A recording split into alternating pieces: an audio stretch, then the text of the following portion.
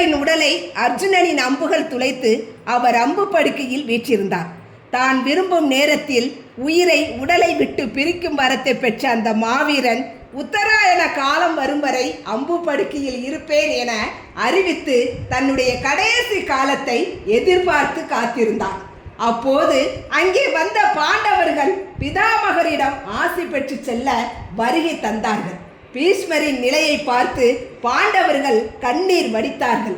அதற்கு பீஷ்மரோ, நீங்கள் கலங்க வேண்டாம், அனைத்தும் வினைப்படியே நடக்கிறது என்று ஆறுதல் கூறினார். போரில் வென்ற தருமன் ஒரு நாட்டை ஆள்வதற்கு ஒரு அரசனுக்கு இருக்க வேண்டிய தகுதிகள் மற்றும் அரசன் பின்பற்ற வேண்டிய தர்மத்தை பற்றி போதிக்குமாறு பிதாமகரிடம் வேண்டினான்.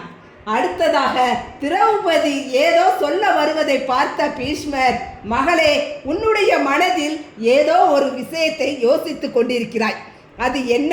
தயங்காமல் கூறு என்றார்.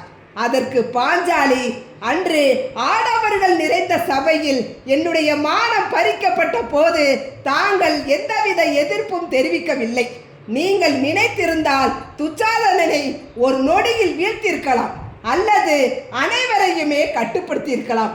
ஆனால் நீங்கள் உட்பட அங்கிருந்த தர்மவான்கள் அனைவரும் ஒரு பெண்ணின் மானம் பறிபோகும் போது மௌனமாக நின்றீர்கள்.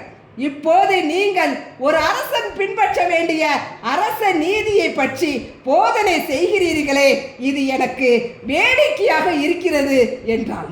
அதற்கு பீஷ்மர் சொன்னார், மகளே, தீயவர்கள் இருந்த இடத்திலேயே வாழ்ந்ததால் அவர்களின் எண்ண அலைகள் என்னை செயலிழக்க செய்துவிட்டன.